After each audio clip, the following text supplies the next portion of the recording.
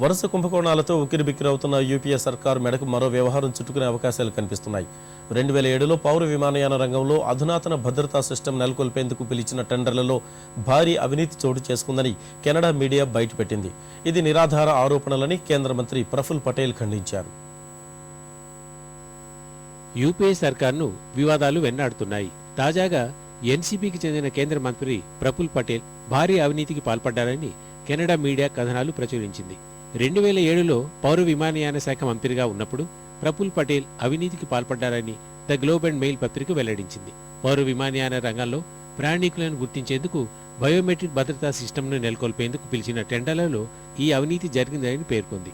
$100 million ఒప్పందాల్లో $2,50,000 లంచాలు తీసుకున్నారని ఆరోపించింది. కెనడాకు చెందిన ఎన్ఆర్ఐ నాజీర్ కరీగర్ నుంచి ఈ మొత్తం అందుకున్నారని వార్తా కథనాల్లో పేర్కొంది. ఈ ఆరోపణలను ప్రఫుల్ పటేల్ ఖండించారు. ఇంతవరకు నేను నాజీర్ని కలవలేదని తన ట్విట్టర్లో తెలిపారు.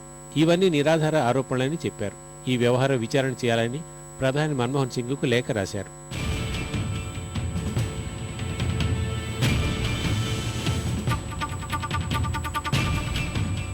మరోవైపు ప్రఫుల్ పటేల్కు సొంత పార్టీ ఎన్సీపీతో పాటు కాంగ్రెస్ అండగా నిలిచాయి.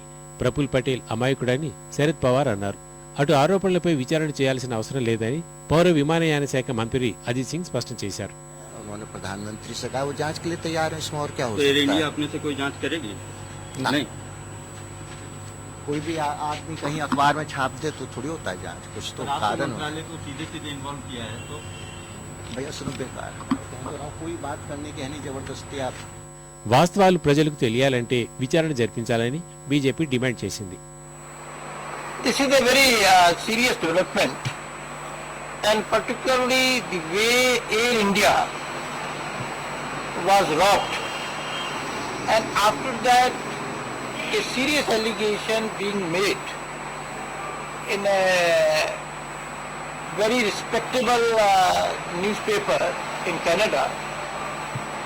The Prime Minister must immediately order a high-level inquiry and take the nation into confidence as to what he is doing about this serious allegation. అటు ప్రఫుల్ పటేల్ పై నజీర్ కరీగర్ ఆరోపణలకు సంబంధించి తమ వద్ద ఎలాంటి ఆధారాలు లేవని ద గ్లోబ్ అండ్ మెయిల్ పత్రిక విలేకరి ట్విట్టర్లో వివరణ ఇచ్చారు.